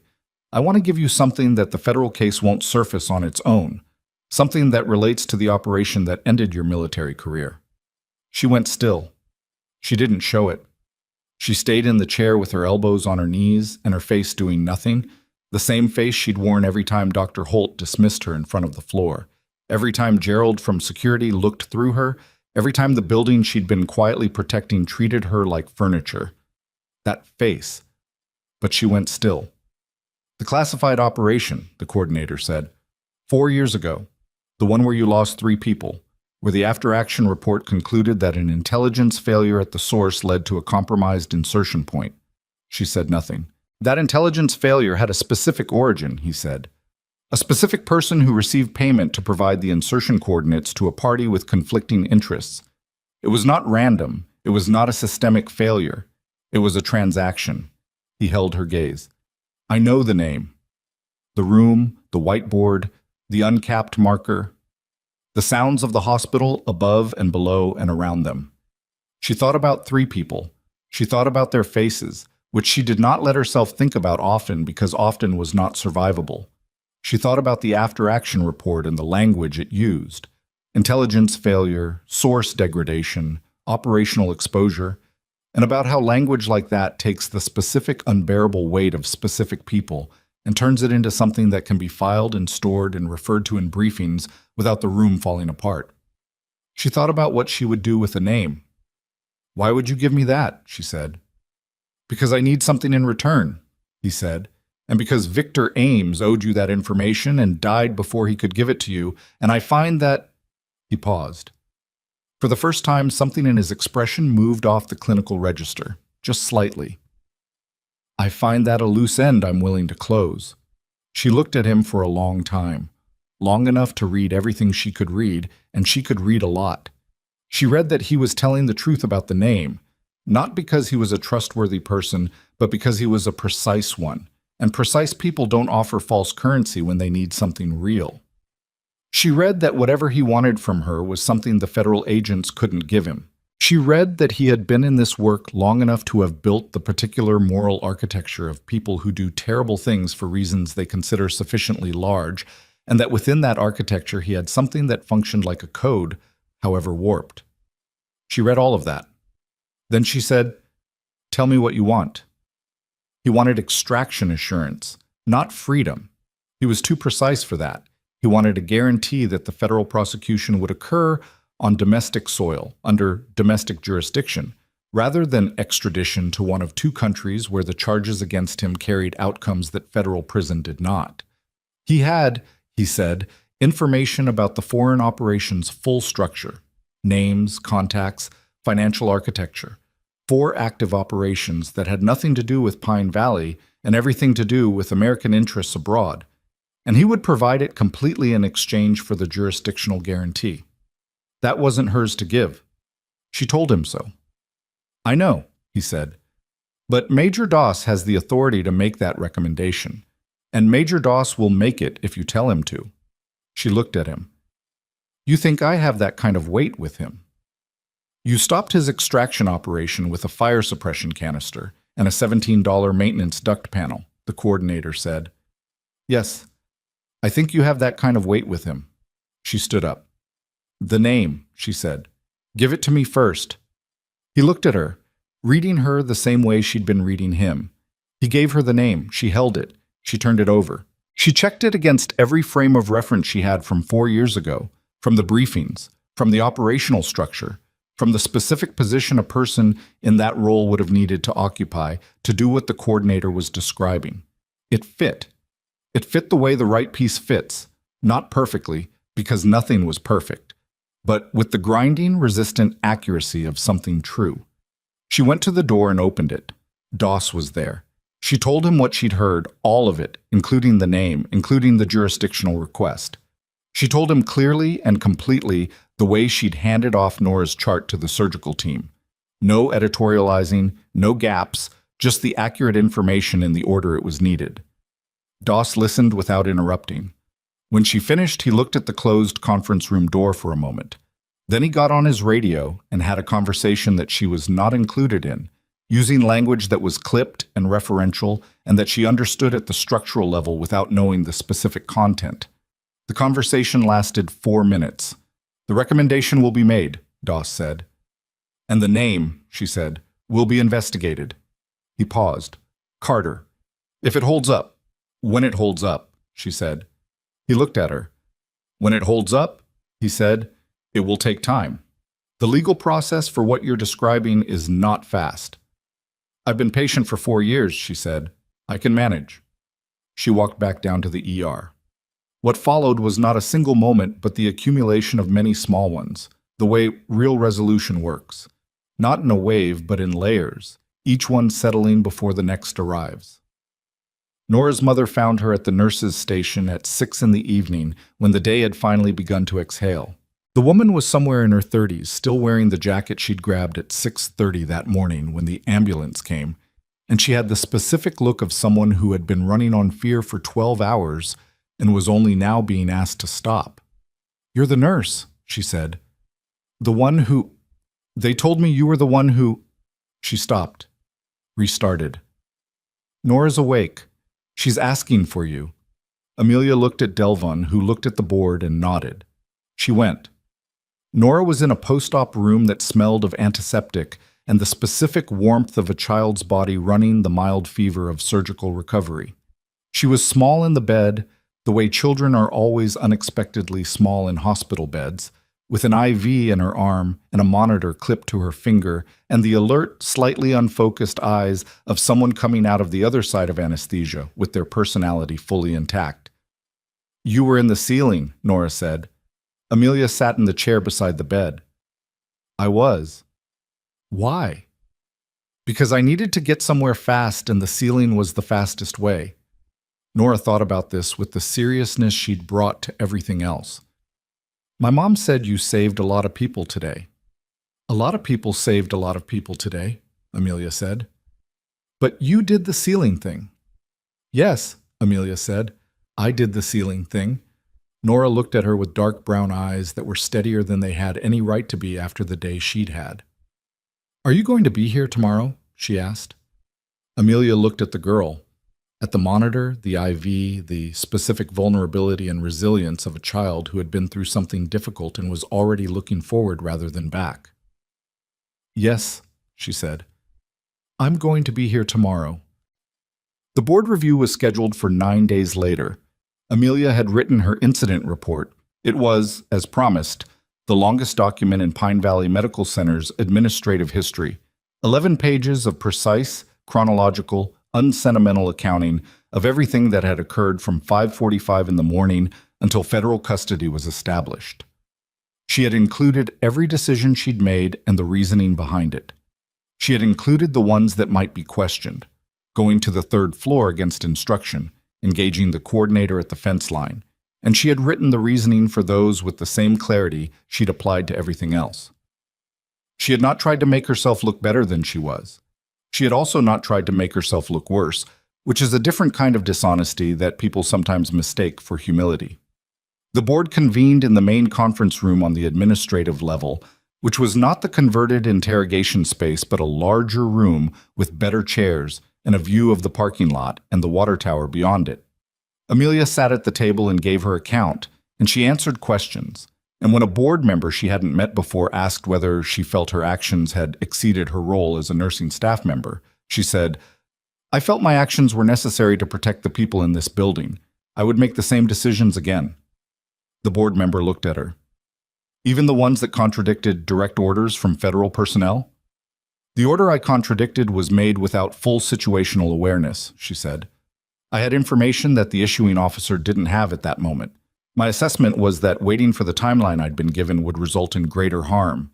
I accepted responsibility for that assessment then, and I accept it now." Silence in the room. Then the board chair, a woman named Renata Alcott, who had run hospital governance reviews for 20 years and who had the specific quality of someone who has heard every possible version of self-serving testimony and can identify the other kind by its texture, said, "Thank you, Ms. Carter. We'll take a recess." The recess was 40 minutes. Amelia sat in the corridor outside and looked at the water tower and thought about Walt and the history he'd told her, the 2 stories, and the third he'd started before his hands had stopped shaking. She thought about how a building could hold that many stories, the ordinary ones, the overlapping ones, the ones nobody knew were happening in the rooms below and above and beside the ones they were in. She thought about Victor Ames, who had read her service record in its margins and put her here without asking. She had complicated feelings about Victor Ames. She thought she would have those complicated feelings for a long time, and that this was appropriate, and that the complexity didn't cancel the fact that the work she'd done here had mattered regardless of how she'd arrived at it. She thought about the name the coordinator had given her. The investigation was moving, Doss had confirmed, quietly, through channels she didn't have direct visibility into, with the careful pace of something that had to be done right rather than fast.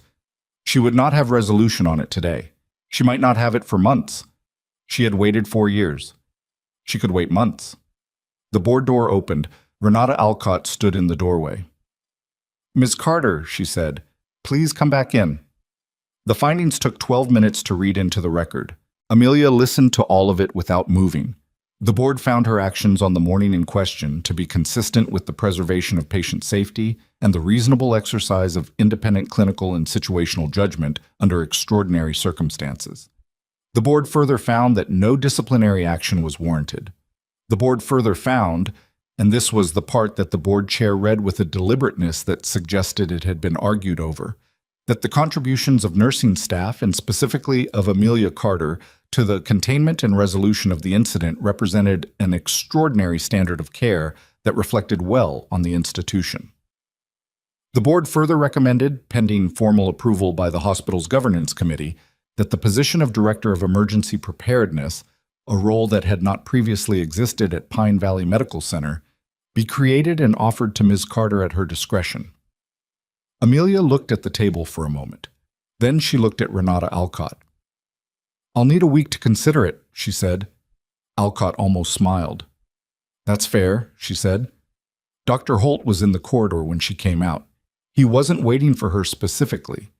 He had a patient on the 3rd floor, the research wing temporarily closed pending federal evidence processing. But he was there, and he stopped when he saw her. "How did it go?" he said. "Fine," she said. He nodded. He started to move past her, then stopped. "Carter, the position they're creating." He said it without preamble, which meant he'd been briefed before the meeting ended, which meant the board had made the decision before she'd walked in. "It's the right call." She looked at him. "You support it?" "I recommended it," he said. He said it the way people say things they find difficult to say. Not because the thing is false, but because the saying of it costs something they're not sure they can afford. Then he said it anyway. "I put it in my written account, that this building needed what you did today formalized, that it was a gap and you'd been filling it for 3 years without the title or the authority or the recognition." He paused. "I should have seen it sooner." She looked at him for a long moment. "You saw it today," she said. "That's not nothing." He nodded once, tight, and walked away, and she let him, because some moments don't need more words put into them. Delvin found her at the nurse's station an hour later, which was where she usually was, charting, catching up on the ordinary work that doesn't pause for anything, not even for the days that change what you understand about your own life. He stood beside her and looked at the board, the familiar grid of names and rooms and status markers. "I heard about the new position," he said. "Word travels fast." "Hospital," he said. "Word travels at the speed of light and twice as distorted." He paused. "You going to take it?" She looked at the board. Room 4.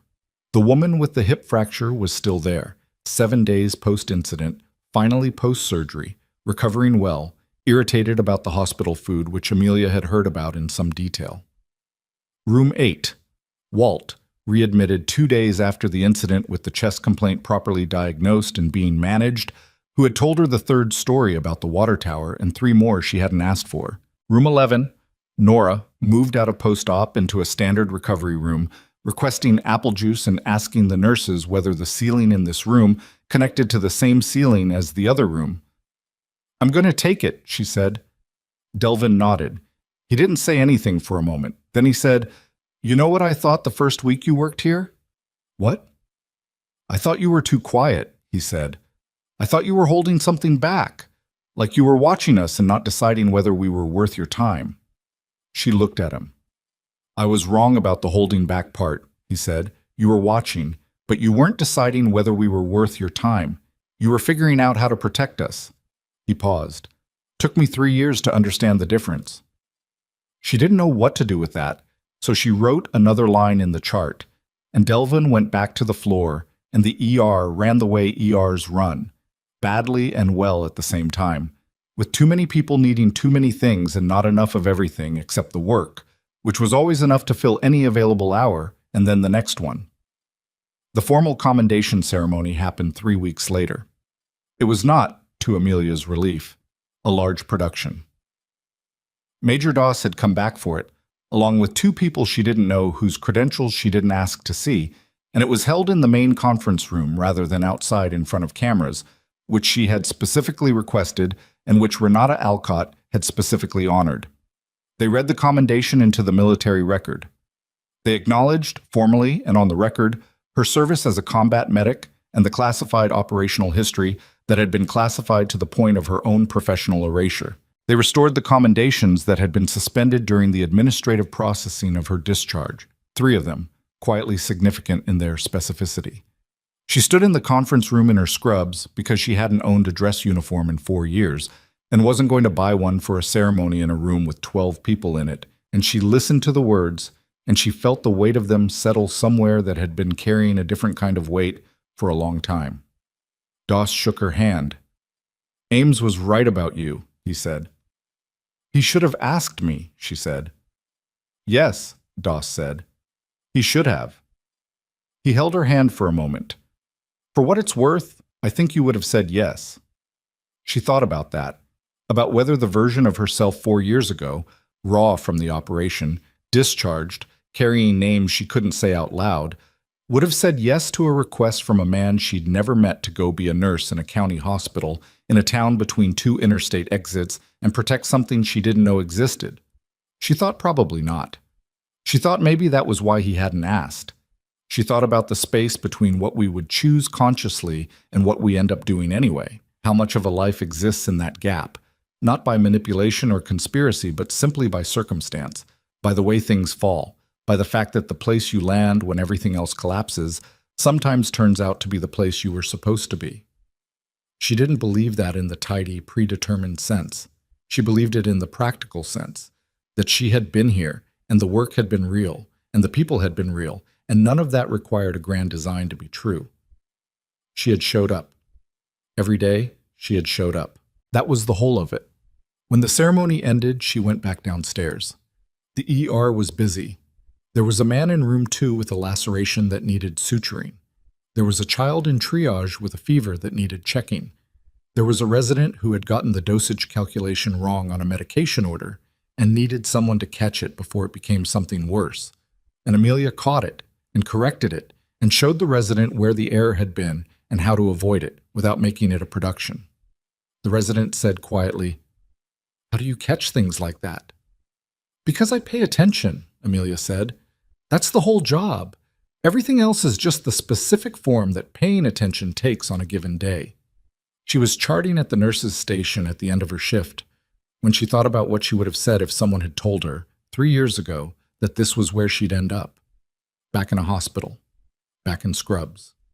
Working a floor that paid her less than her skills were worth in a town that didn't know her name and didn't need to. She thought she probably would have said that sounded like a small life. She would have been wrong about that. Small was not the same as unimportant. Small was not the same as invisible. The most critical work she had ever done, not the operations, not the classified actions, not the moments that would be written into records with language designed to flatten them into data. The most critical work had been done here, in this building, in the ordinary, unglamorous repetition of showing up and paying attention and doing the next right thing without waiting for someone to acknowledge it.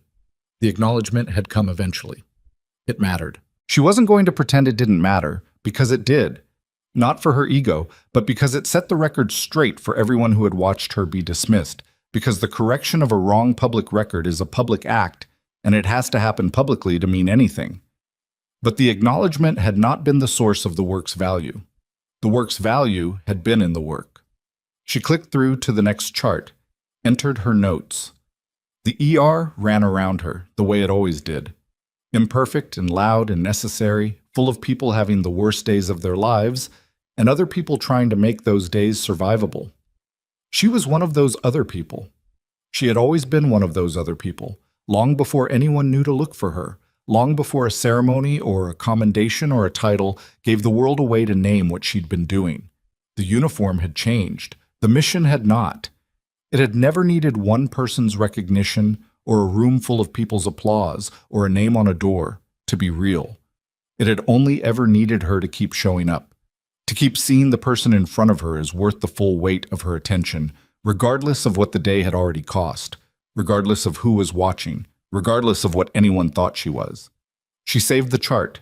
She picked up the next one. Outside the window, the water tower stood against the evening sky with its unpainted seal and its 40 years of history that most people drove past without stopping to read.